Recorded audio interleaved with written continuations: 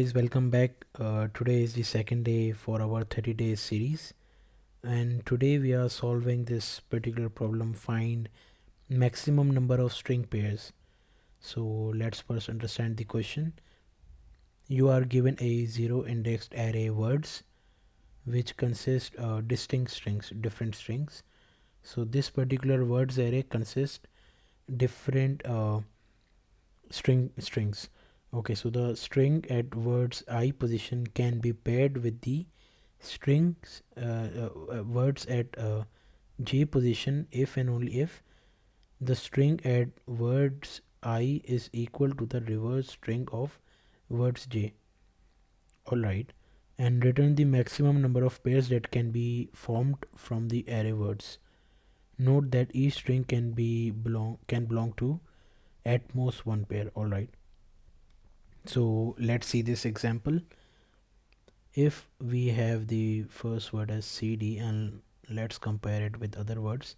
So if we like reverse it, which means d will come to the first position, c will come to the second position, so it will become dc. So we have dc over here, so we will make the counter count as 1. Similarly over here ac, if we reverse it, becomes ca, so it's also over here, which also becomes a pair, so the counter will become 2 and the output is 2, as you can see. Similarly over here we have AB BA, so this becomes one pair, so the count is 1, output is 1. And similarly we have we don't have any reverse string, we don't have any pairs, so output would be 0. And the words length is lesser than equals to 50, which okay, and the words I at length is at the position at I is equals to 2. Okay, so the strings that at each index position of the words array will have a fixed length of 2. So okay, and words consist of distinct strings. Alright, and words I only contains lowercase English letters. Alright, perfect. So let's solve this. Okay, so first what I'll do is I'll try to create a for loop and loop over this this string words array. Integer I equals to 0, I would be lesser than words dot length, and I plus plus. Then okay, so we will loop over this array and create another for loop, a nested for loop, because we will always take the index at first position, let's say, and compare it to the rest of the array. Similarly, if we take this particular index string and then we will compare it to the rest of the array, so we will do it like this. So that's why I'm creating a nested for loop, and I'll make it j, and it should always iterate from the next position always. So if I is this, I is 0, so j should always start from the next position. So j should also be lesser than words dot length, and j is this, and let's close this. And what I'll do is I'll first of all I'll try to create a string,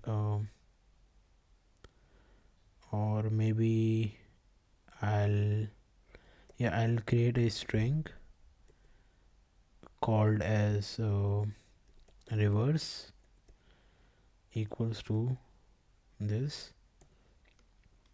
And what I'll do is within this nested loop, what I'll do is I'll first of all store or assign this reverse variable the next position, which would be AC, but I will always try to convert or always try to reverse a string and then assign it to the reverse variable. So how I'll do it is, because I know that the constraint says in the constraints it's written that the length is always 2. That means we will always have length 2. So what I can do is I can write as words at position j dot char at the first position, which is of course the second position, which will be C, and add it to the 0 position. So but like this, so that Java properly concatenates this these chars. So if for example if we are taking AC, so what it will do is it will store C first into reverse variable and then A. So of course if it's AC, so it will store CA. Similarly if it's DC, so it will store CD, because we are storing the last position first and then the first position last to the reverse variable. So after doing this, we can then compare it using if condition, that if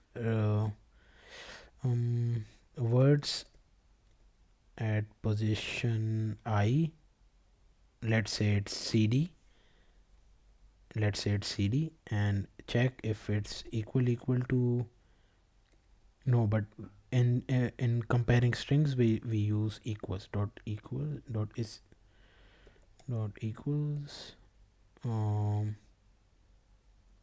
reverse, and if it is, then we will loop the counter. So let's initialize a count variable and write over here count plus plus that we found a pair. So okay, after doing this we will break this loop, because it says that each string can belong to at most one pair. So we will not compare it with other array. If CD we found it over here, like after comparing the reverse string which is CD, so it will become a pair, so we increase the count, and after increasing the count we break this particular nested for loop, this loop. So we will come out of this loop, and I would move to the second position, which will be AC, and we will not compare it with CA and ZZ because we found it at DC, so at most one pair is found, so that's enough.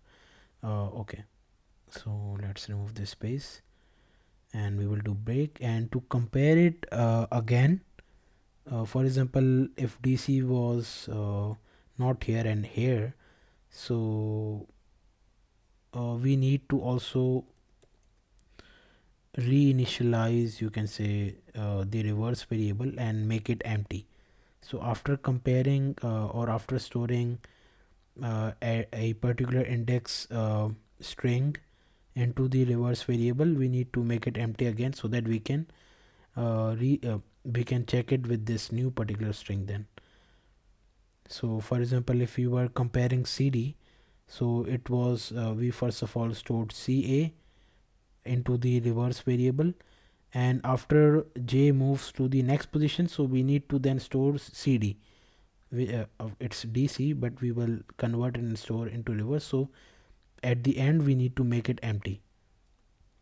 So that's why I did this, and after doing this, so I think we have done our part. So let's just return count and let's see if it's working. I hope so.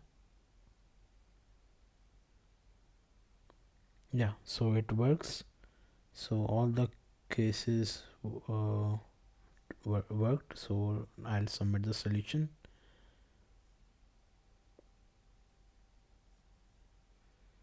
I hope you guys understood this solution. If you have any questions, you can ask them in the comment section, and make sure to subscribe to my channel, and see you guys in the next video.